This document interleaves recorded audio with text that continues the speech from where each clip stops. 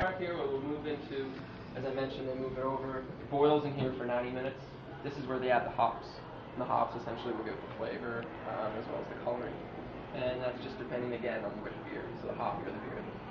I know a lot of hops are specific to regions of Europe. Do we have any local hops in PEI? We do. We get primarily, most of our hops come from, well, there's actually Germany and a few other areas. They are the gold standard. Germany and Austria, very much the gold standard of procuring hops from. We don't have it. We don't get anything local here. Pretty much everyone gets their hops from overseas, but you strictly, from what you know, is Germany and Austria, like the beer purity wise. Yeah, I'm not sure the exact countries. I just know that Germany is one for sure. They're the conglomerates. Yeah, they're the top of the food chain when it comes to that. So they add the hops, and it just boils. You know, it's part of the boiling process for 9 minutes. They'll crash cool it with the heat exchanger there, 60 degrees Fahrenheit. Can you explain crash cooling to any? It basically drops the temperature from the boiling to 60 degrees Fahrenheit, like instantly. Almost. And how long is that period? Do you know how long they spend at that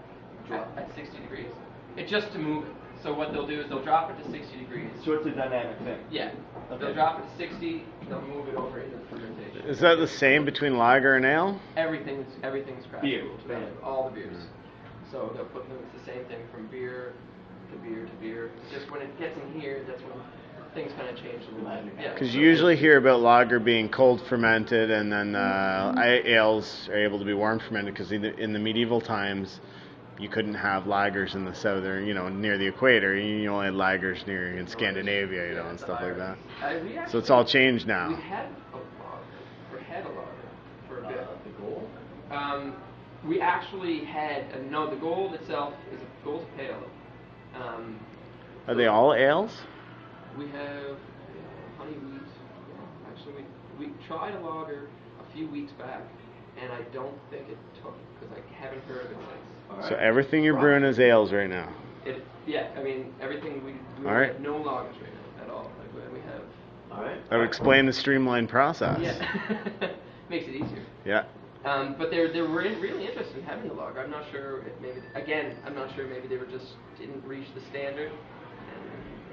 I believe it's an entirely different mechanic. It is. They're completely different. Yeah. Yeah. Oh yes.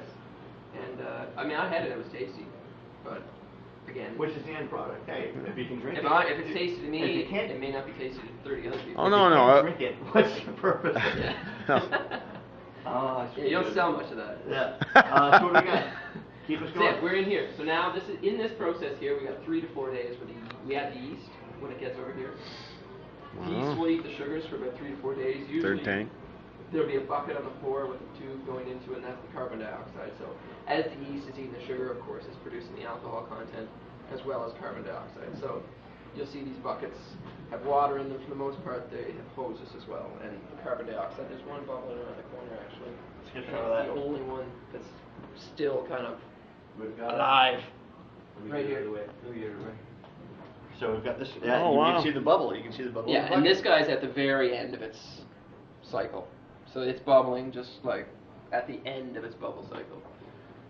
So now after that's done, after 3 to 4 days, it'll then just sit for about anywhere between 11 and 14 days. I don't think the video can see it. It's in the dark. Okay. Anywhere between 11 and 14 days it'll sit, and that's the fermentation process. So that's when it'll just So is it going through all of these tanks, or are some of these tanks separated? It's 1, 2, 3, and then they would hose to hose, like they would run. I mean, they're not all like, as you can see, they're not all totally linked together. So it's not right. But they run. That's why these hoses are all here. These hoses would run to wherever they need them to run. Maximum amount of tanks used in one brew. What is it? I honestly don't know. I mean, obviously, be in the summertime. It's the busiest time. What I mean is for one type of beer. Oh. So if you're going from there to there, and then say just pick a beer, like a stout or something. John A would be the one that they'd have most of. Okay. So if they needed most of a batch, they'd have John A's. They might have 3 of them full of John A kind of thing waiting. But that's because you have so much to make. What I mean is how many stages for each beer, like the most stages.